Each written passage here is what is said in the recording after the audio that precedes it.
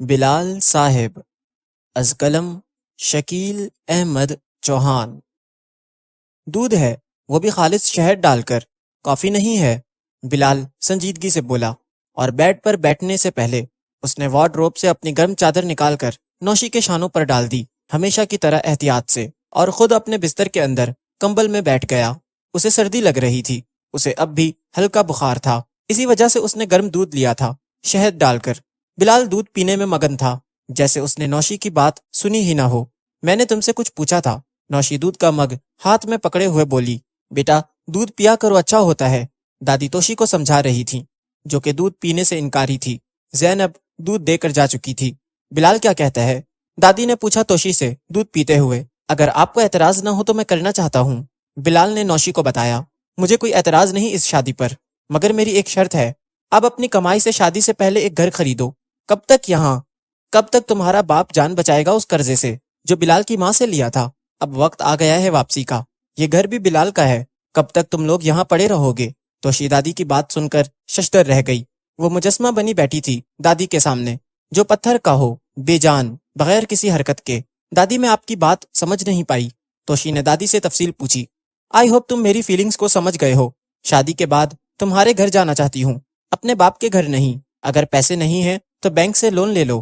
Loan لیا تھا bank سے تمہارے باپ نے، اس گھر پر بینک والے نیلامی کرنے آ گئے تھے، تب تمہاری پھوپھو نے اپنا سارا زیور اور اپنے سارے پیسے دے کر بینک کا قرضہ ادا کیا تھا۔ اور کوئی ڈھنگ کا بزنس شروع کرو، جیسے کوئی فیکٹری لگاؤ، یہ اسکول وغیرہ بھی کوئی بزنس ہے۔ نوشی نے اگلی شرط بھی رکھ دی بلال کے سامنے۔ شرط رکھ دی تھی تمہاری ماں نے کہ گاؤں کی زمین بیچ کر فیکٹری لگاؤ، نہیں تو مجھے طلاق دے دو۔ اور تیرا باپ رن مرید فوراً مان گیا۔ تب اگر تیرا بہشتی دادا زندہ ہوتا تو کبھی نہ مانتا، اور تیرے باپ کو گھر سے نکال دیتا۔ 4 مربع پہلی زمین تھی تیرے باپ کے حصے کی، ساری بیچ دی۔ 2 مربع بلال کے ماں کے نام تھی، اور 1 مربع میرے نام والی بھی نہیں چھوڑی۔ میں کیا کرتی، ایک ہی پتر تھا، میری جان ہی نہیں چھوڑی، پہلی بیچ ہی دی۔ مگر تیری پھوپھو سیانی تھی، اس نے کہا لالا میں نہیں بیچوں گی۔ بیٹا یہ پینڈو لوگ پیلی بننے سے بڑی محبت کرتے ہیں، اپنی جان سے بھی زیادہ۔ تیری پھوپھو 16 جماعت پڑھ کے بھی اندر سے پینڈو ہی تھی، بڑی دلیر تھی تیری پھوپھی۔ جہاں آرا کی آنکھوں سے آنسو بہ کر اس کے گالوں کو نہلا رہے تھے، وہ بوڑھی ملکہ اپنی ریاست کے اجڑنے کی رداد اپنی پوتی کو سنا رہی تھی۔ میری جمیلہ بڑی دلیر تھی، میری بچی، پر تیرے باپ نے اسے بھی پاگل کر دیا۔ ایک تیرا ماما تھا، سور کا پتر، سب کچھ لے کر باہر چلا گیا۔ تیرے باپ کے ساتھ بھائی والی تھی اس کی، روپیہ سارا لے گیا، قرضہ سارا چھوڑ گیا۔ قرضداروں نے تیرے باپ کو اندر کروا دیا تھا۔ پھر تیری ماں روتی جمیلہ کے پاس گئی تھی، ملک جلال احمد، جمیلہ کا گھر والا، ہیرا تھا ہیرا۔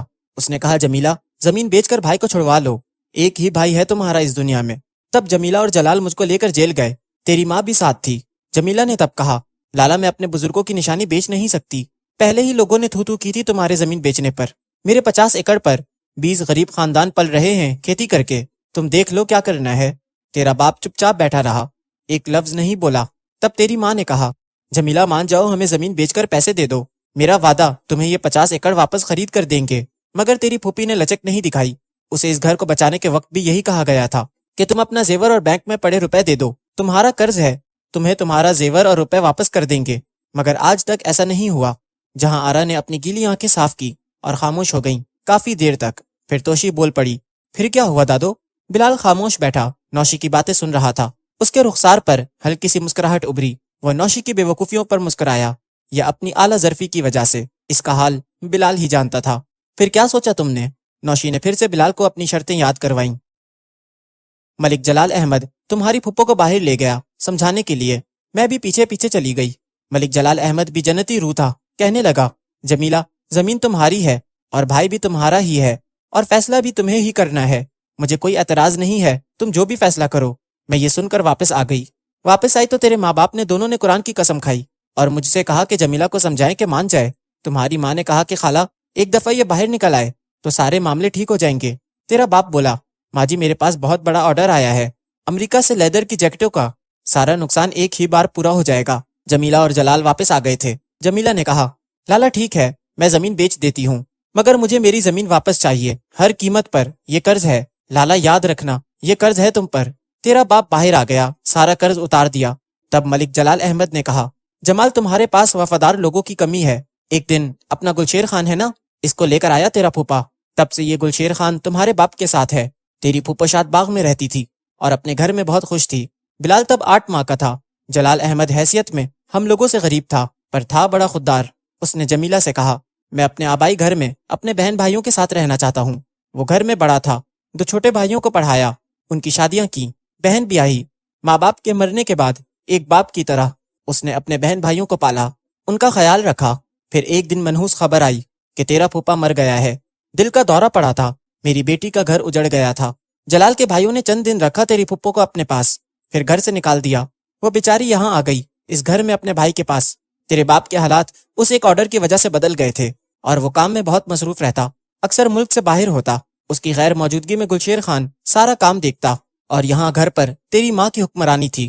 تیری پھپھو کے ساتھ تیری ماں نے بڑی زیادتیاں کی تھیں، اکثر وہ بغیر وجہ کے تیری پھپھو سے جھگڑا کرتی رہتی۔ تیری پھپھو سب کچھ برداشت کرتی رہتی۔ ایک دن تنگ آ کر تیری پھپھو نے تیرے باپ سے کہا، لالا مجھے میرا قرض واپس کر دو، میں اپنے بیٹے کو لے کر یہاں سے چلی جاؤں گی۔ بلال تب 8 سال کا تھا اور شعیب 10 کا ہوگا، اور تم دونوں بہنیں کوئی 6 سال کی تھیں۔ تیرے باپ کو اندازہ تھا کہ تیری ماں کا رویہ ٹھیک نہیں ہے، پر اس نے تیری ماں کو کچھ نہیں کہا۔ وہ اس زمین کا پتہ کرنے لگا خریدنے کے لیے۔ تیری پھپھو تم دونوں بہنوں سے بہت پیار کرتی تھی۔ اس کے اس گھر میں آنے کے بعد ہی تم دونوں پیدا ہوئی تھی۔ سچ پوچھو تو اس نے ہی تم دونوں کو 6 سال تک پالا۔ تیری ماں تو ہر روز کسی شادی کسی پارٹی میں دفع ہو جاتی، یا پھر اپنے میکے تم دونوں کو نوکروں کے سہارے چھوڑ جاتی۔ غفورہ بیچاری کتنا خیال رکھتی تم دونوں کا۔ ایک دن تیری پھپھو نے دیکھا تو کہا، غفورہ بھابھی کے جانے کے بعد ان دونوں کو میرے پاس چھوڑ جایا کرو۔ تیری پھپھو بلال والے کمرے میں رہتی تھی، جو اس نے خود بنوایا تھا شادی سے پہلے اپنی مرضی سے۔ یہ کنال کا پلاٹ تیرے دادا نے خرید کر دیا تھا جمیلہ کو، اور دوسرا کنال کا پلاٹ تیرے باپ کا تھا جہاں یہ گھر بنا ہے۔ یہ گھر بھی تیرے دادا ہی نے بنوایا تھا، جہاں آرا بیگم ساری کہانی سنا رہی تھی، جیسے آنکھوں سے سب کچھ دیکھ رہی ہوں۔ اب ان کے آنسو رک گئے تھے، مگر آواز میں درد تھا، اور توشی دکھی تھی۔ یہ ساری باتیں سن کر اسے اپنی ماں کے رویے پر غصہ آ رہا تھا، اور باپ کی لاپرواہی پر بھی۔ تیری ماں نے دیکھا کہ تیرا باپ زمین خریدنے کا سوچ رہا ہے اور اپنے لیے دوسرا گھر دیکھ رہا ہے۔ تیرا باپ اکثر کہتا تھا، یہ سارا گھر جمیلہ اور اس کے بیٹے کا ہے، ہم لوگ یہاں سے چلے جائیں گے۔ اگر وہ زمین خریدتا اور نئے گھر میں جاتا تو 2 میں سے ایک فیکٹری بیچنی پڑتی۔ یہ دوسری فیکٹری کوٹ لکھپت والی تمہاری ماں کے نام تھی، اسے بیچنے کا ارادہ کر لیا تھا تیرے باپ نے۔ ایک دن ہم سب باہر باغیچے میں بیٹھے ہوئے تھے، عصر کے بعد چائے پینے کے لیے۔ تم سب کھیل رہے تھے۔ ماں سے زیادہ تم دونوں اپنی پھپھو سے پیار کرتی تھیں۔ تم اپنی پھپھو کی گود میں بیٹھی ہوئی تھی، اور تیری بہن نسیم نے ضد شروع کر دی، اسے اتار دو اور مجھے بیٹھاؤ۔ تیری پھپھو نے نسیم کو بھی بیٹھا لیا اپنی گود میں، مگر اس کی ضد تھی تمہیں اتار دو۔ وہ مسلسل رو رہی تھی۔ پھر تیری پھپھو نے تمہیں کان میں کہا، تسلیم بیٹا تم اپنی ماما کی گود میں بیٹھ جاؤ، اور تم اتر کر اپنی ماں کی گود میں بیٹھ گئی۔ اسی وقت تیری ماں نے کہا، جمیلہ نسیم کو اپنی بیٹی بنا لو۔ جمیلہ بولی، یہ دونوں میری بیٹیاں تو ہیں۔ تیری ماں نے کہا، نہیں تم سمجھی نہیں، اس کو اپنی بہو بنانا۔ جمیلہ بولی، آپ بھی کمال کرتی ہیں بھابھی، بچے چھوٹے ہیں، ان کے سامنے ایسی باتیں نہ کریں۔ کچا ذہن کچی مٹی کی طرح ہوتا ہے، کچے ذہن میں بیٹھی ہوئی بات اور کچی مٹی سے بنی ہوئی چیزیں سوکھنے کے بعد ٹوٹ سکتی ہیں، ان کی ساخت میں فرق نہیں پڑتا۔ مجھے کوئی اعتراض نہیں ہے اس رشتے پر، مگر وقت آنے پر فیصلہ کروں گی، ابھی نہیں۔ تیرا باپ بولا ہنستے ہوئے، کیا ہماری نسیم اتنی بری ہے جمیلہ، جو تم جان چھڑا رہی ہو؟ جمیلہ نے جواب دیا، نہیں لالا آپ کیسی بات کر رہے ہیں، میں تو بس کیا جمیلہ، ہاں کر، بھائی کے ساتھ رشتہ جوڑ لے، تم 2 بہن بھائی تو ہو، ہاں کر دے بیٹی، میں نے زور دے کر کہا۔ جمیلہ نے نسیم کو چوما اور اپنے سینے سے لگا کر بولی، تو نسیم آج سے میرے بلال کی ہوئی، میرے بلال کی۔ بلال اپنی ماں کے ساتھ کھڑا ہوا سن رہا تھا اور نسیم کو دیکھ رہا تھا۔ جمیلہ نے بلال کو بازو سے پکڑا اور کہا، اگر میں مر بھی جاؤں تو یاد رکھنا یہ تمہاری منگیتر ہے اور تمہیں اس سے شادی کرنی ہے۔ ہاں ایک اور بات یاد رکھنا، اس کی مرضی کے خلاف نہیں، اگر یہ ہاں کرے تو لالا اور بھابھی، تو آج سے نسیم میری بہو۔ اس طرح یہ رشتہ ہوا تھا۔ اگر میں مر بھی جاؤں تو یاد رکھنا یہ تمہاری منگیتر ہے اور تمہیں اس سے شادی کرنی ہے، اس کی مرضی کے خلاف نہیں، اگر یہ ہاں کرے تو۔ بلال ٹیک لگائے 17 سال پیچھے دیکھ رہا تھا اپنی ماں کو کہتے ہوئے، یاد رکھنا میری شرطیں۔ نوشی کی آواز بلال کے کانوں میں پڑی۔ بلال 17 سال کا سفر ایک لمحے میں مکمل کر کے واپس آ گیا۔ یاد ہے، بلال نے بھرائی ہوئی آواز میں جواب دیا۔ نوشی اٹھ کر جانے لگی۔ ٹھہرو، کیا یہ شادی آپ اپنی مرضی سے کر رہی ہو؟ بغیر کسی دباؤ کے بلال نے نوشی سے پوچھا۔ ہاں اگر تم میری شرطیں مان لو تو، نوشی نے فیصلہ کن انداز میں جواب دیا۔ نوشی جی، شرطوں پر شادی ہو سکتی ہے، شادی شرطوں پر چلتی نہیں ہے۔ الگ گھر کی شرط آپ کا حق ہے، وہ میں ضرور لوں گا۔